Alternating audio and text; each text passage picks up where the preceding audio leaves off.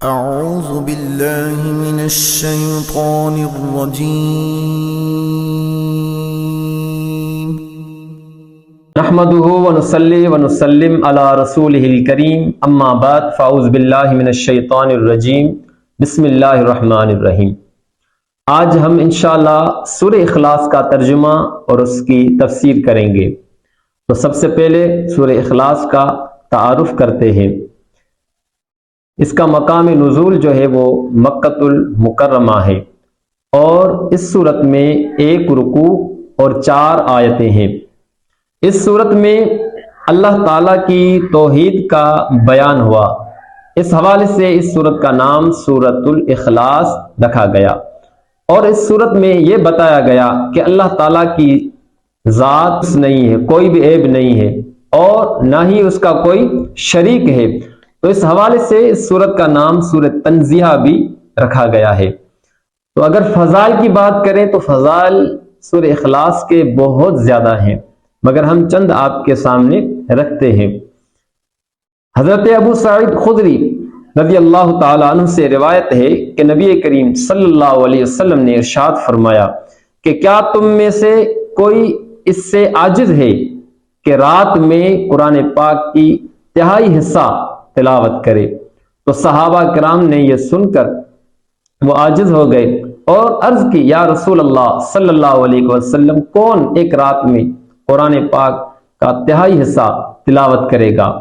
آپ علیہ الصلوۃ والسلام نے فرمایا کہ سورہ اخلاص قرآن پاک کا تہائی حصہ ہے۔ آیت میں حضرت سیدہ عائشہ صدیقہ رضی اللہ تعالی عنہا آپ فرماتی ہیں کہ حضور اکرم صلی اللہ علیہ وسلم نے ایک شخص کو لشکر کے ساتھ بھیجا نماز پڑھانے کے حوالے سے۔ تو وہ شخص نماز پڑھاتا تھا، مگر سورہ فاتحہ کے بعد وہ سورہ اخلاص کی تلاوت کرتا۔ جب وہ لوگ لشکر والے واپس آئے تو حضور علیہ الصلوۃ والسلام کے سامنے یہ بات رکھی، اور حضور سے فرمایا، یا رسول اللہ صلی اللہ علیہ وسلم، اس شخص نے ایسا کیا، یعنی سورہ فاتحہ کے بعد سورہ اخلاص کی تلاوت کی۔ تو آپ نے فرمایا کہ آپ ان سے پوچھیں کہ ایسا کیوں کیا اس نے؟ تو جب ان سے پوچھا گیا تو اس شخص نے کہا کہ اخلاص جو ہے وہ رحمان کی صفت ہے۔ جب حضور کو بتایا گیا تو آپ علیہ الصلوۃ والسلام نے فرمایا کہ آپ لوگ ان سے کہو کہ اللہ تعالیٰ تم سے محبت کرتا ہے۔ سبحان اللہ۔ اور تفسیر ساوی میں لکھا ہے کہ جو شخص گھر میں داخل ہو تو السلام علیکم کہے، اور اس کے بعد حضور علیہ الصلوۃ والسلام کو سلام کرے جب گھر خالی ہو، اور اس کے بعد سورہ اخلاص کی تلاوت کرے۔ اگر کوئی شخص ایسا کرتا ہے تو اس کے گھر میں فقر اور فاقہ جو ہے وہ ختم ہو جائے گا۔ آتے ہیں اس سورت کے شان نزول کی طرف۔ حضور علیہ الصلوۃ والسلام سے کفار نے اللہ تبارک و تعالیٰ کے متعلق مختلف سوالات کیے، اور ایسے ایسے سوال جو عجیب اور غریب، یعنی کسی نے کہا کہ آپ کا جو اللہ ہے جس کی آپ عبادت کرتے ہیں، آپ کہتے ہیں وہ آپ کا معبود ہے، کیا وہ سونے کا ہے، کیا وہ چاندی کا ہے؟ تو اس طرح کے مختلف کفار نے سوال کیے، تو اللہ تبارک و تعالیٰ نے سورۃ الاخلاص کا نزول فرمایا، اور یہ سورہ اخلاص کا شان نزول ہے۔ تو اب آتے ہیں اس کے ترجمے اور تفسیر کی طرف۔ بسم اللہ الرحمن الرحیم۔ فرمایا، قل هو اللہ احد، آپ کہیے کہ وہ اللہ ایک ہے۔ ناظرین، عرب کے جو کفار تھے ان کے بہت سارے اقسام تھے، یعنی مشرک جو تھے وہ اللہ تعالیٰ کی صفات کے منکر تھے، اور یہود و نصارہ وہ بھی تھے، اور کوئی اللہ تبارک و تعالیٰ کے متعلق یہ عقیدہ رکھتا تھا کہ معاذ اللہ کہ جو فرشتے ہیں وہ اللہ کی بیٹیاں ہیں۔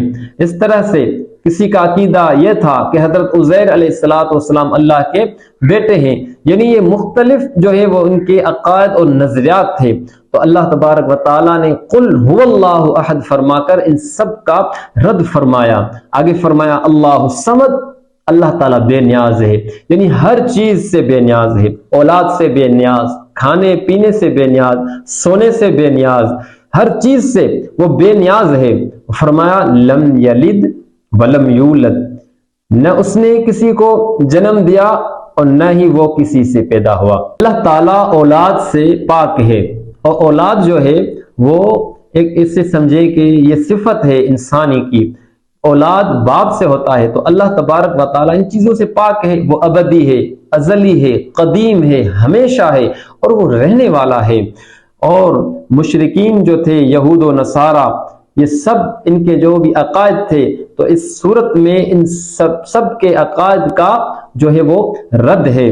اور آخر میں فرمایا وَلَمْ يَكُنْ لَهُ كُفُوًا أَحَدٌ، یعنی اس کا کوئی بھی خاندان نہیں، اس کے کوئی بھی برابر نہیں ہے، نہ ذات میں نہ صفات میں، کسی بھی حوالے سے کسی بھی چیز میں اللہ تبارک و تعالیٰ کی نہ صفت میں کوئی برابر، نہ ذات میں کوئی برابر، ہر حساب سے وہ اکیلا ہے، وہ تنہا ہے، وہ ایک ہے، اور وہ ہمارا سب کا مالک اور خالق ہے۔